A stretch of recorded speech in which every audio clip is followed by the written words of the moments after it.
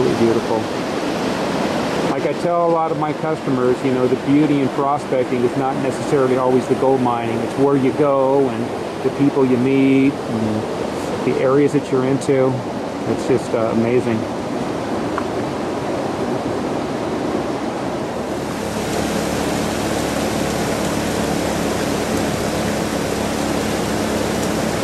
Okay, so what you're looking at here now, we have a new, it's a new pipe anchor that we're experimenting with. So far, it looks pretty interesting. It has the Miracle mat for about a 3-foot by 12-inch wide section in there. And this box is really not so much designed as a high banker, but more as a cleanup tool. So for a guy who has like a 5-inch or a 6-inch or an 8-inch dredge, you basically just take this machine and hook it up to the, it's like a blaster port coming off the discharge of the pump. We have a kit called an SP21K, and basically it comes off like a 4-inch or a 3-inch or whatever size dredge you have, and you use it to process all your concentrates with. This is my friend Paul. I met him up here at Yuba Camp. Hey Paul, I think we can feed it a lot faster. What do you think? The riffle seat? Yeah, but you know, we're both learning, so don't feel bad if we overrun it or underrun it.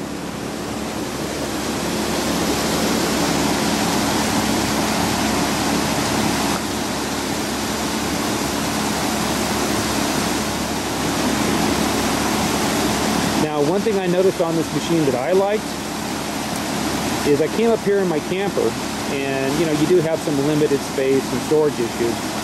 The machine does fold totally flat, which I did like. Now you notice it's basically on the same frame and that we use for our small like A52 sluice boxes. I think it's pretty much a stock system, maybe with a couple adapter brackets. But this gives you an opportunity to see the Miracle mat work. Hey Paul, let's let it run clean for a minute. Okay. I want to see what happens if we flatten the box out. I want to see what the ripples look like first.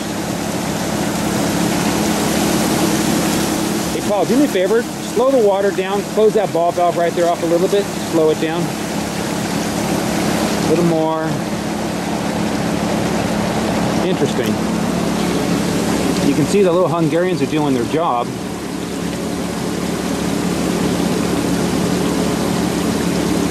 And remember, this box is supposed to run pretty clean. I'm going to drop this like down just a little bit here. No? A little bit more of those rocks stick off there. Yeah, just get her leveled up. Let's take a look at here. It looks like we got it dialed in pretty close. Let's see if I know if the camera can catch this, but I see a lot of little small pieces up in the head there. You won't really know until you do a cleanup because all the really fine gold gets sucked in behind the riffle. But you can see how the riffle board is holding a lot of the black sand. Take a 5-gallon bucket of concentrates and run it through here in a matter of, you know, 5 minutes or something. So it eliminates all that panning time. So this thing is going to basically take it and cut our cleanup time to, you know, from maybe a half hour, 45 minutes down to about 5 minutes or so. So we're just going to let it run for a minute or two more just to allow the blonde sand to wash out of the riffles. Well, you got a pretty decent little spot here, it looks like.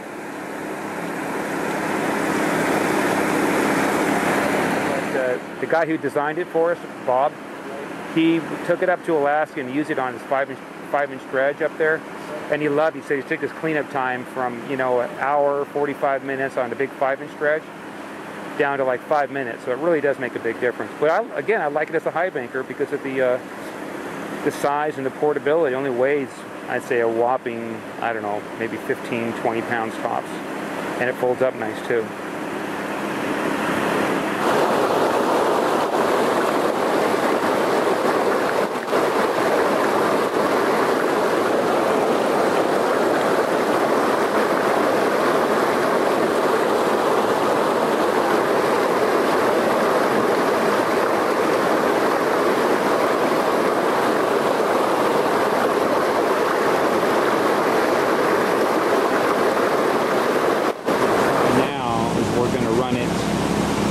Just you know, unclassified material, see how it handles it.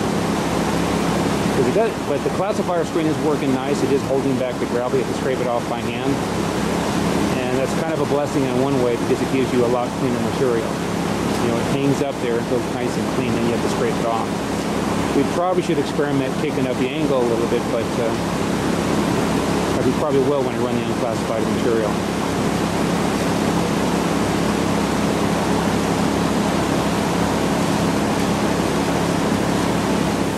Alright. I better run clean for a minute.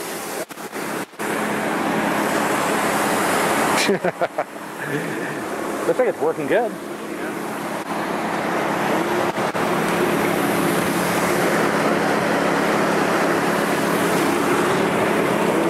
That looks like a nice big piece right there because it was here and it moved over. Yeah. So it could be either pyrite or gold. The way it's dancing, I think it's gold. It's staying right there. See, they leave it. You see, it went over one. You see this piece, how it's smooth here in the front?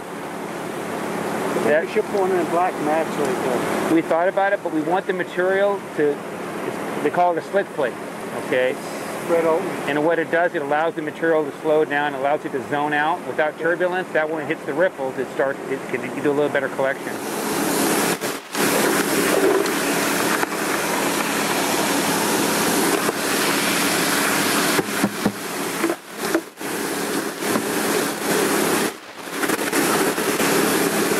Still looking for that nugget. Yeah.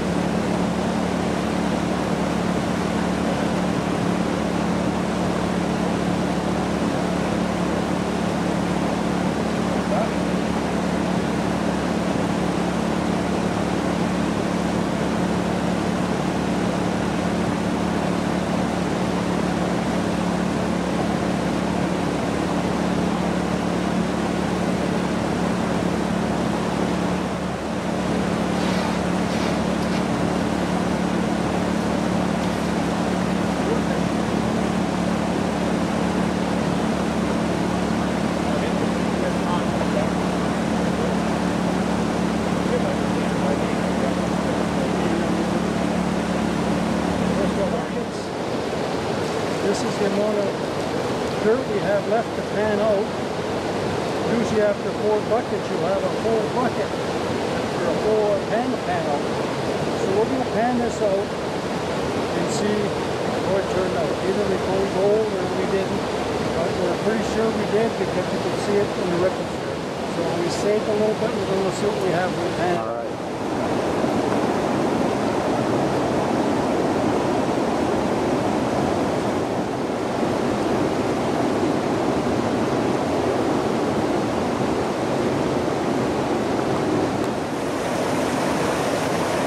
You'll probably find more fine gold. Holy shit! Let me, right on, dude.